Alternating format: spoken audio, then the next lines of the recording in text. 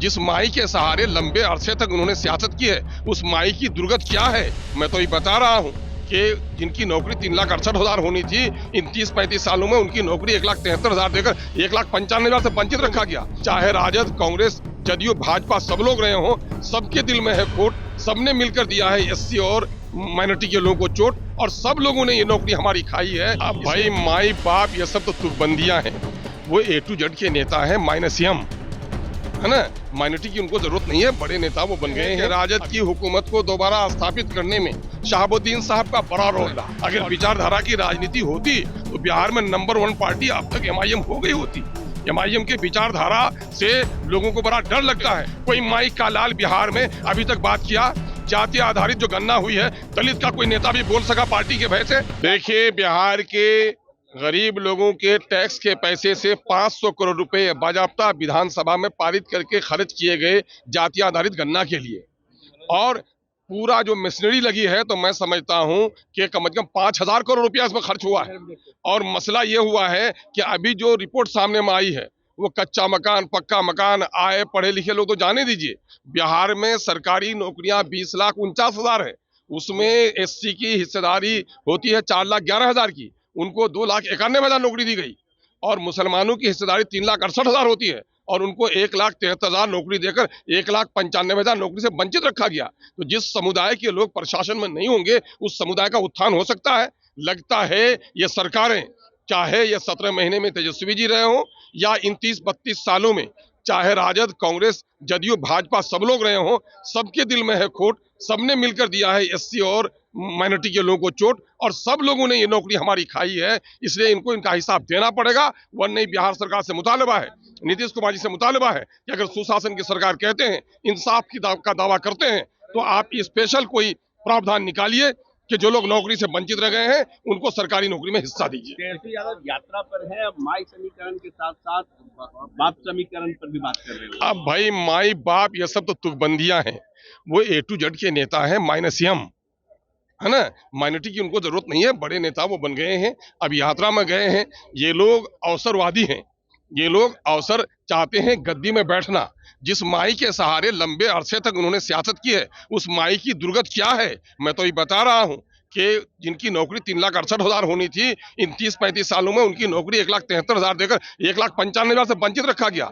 उर्दू के टीचर डंडे खा रहे हैं, उर्दू के संस्थान बंद हो रहे हैं, उर्दू की किताबें छप नहीं रहे हैं। पलायन करने वालों में अधिकांश संख्या अल्पसंख्यकों की और दलितों की है। तो ये लोग दलितों और अल्पसंख्यकों से किस मुंह से वोट मांगेंगे?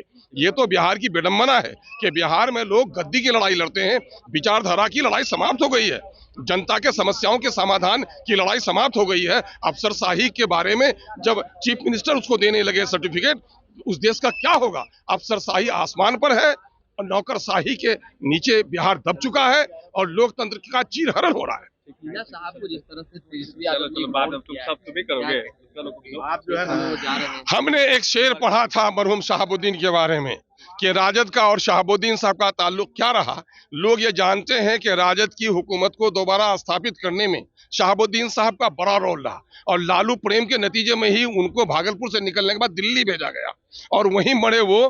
तो मैं यही बात कहता हूँ कि गुस्ल भी हो चुका, लोग कफना चुके, जिनके खातिर मरे वो ये कहने लगे, मरने वाले से अब रिश्ता नाता है क्या, कब्र तक जाना जरूरी नहीं। जिनके कब्र तक भी राजद नहीं पहुंची है, उनकी बेवा के बारे में सोचेंगे ये लोग?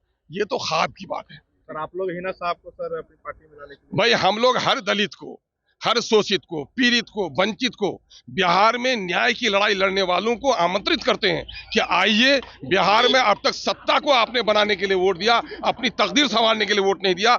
आइए अपनी तकदीर संवारने के लिए, अपने नस्लों की तकदीर को संवारने के लिए, बिहार में न्याय को स्थापित करने के लिए आइए और हमारा साथ दीजिए। जो आए उनका वेलकम है। सीवान लोकसभा से आप टिकट देंगे हिना साहब को?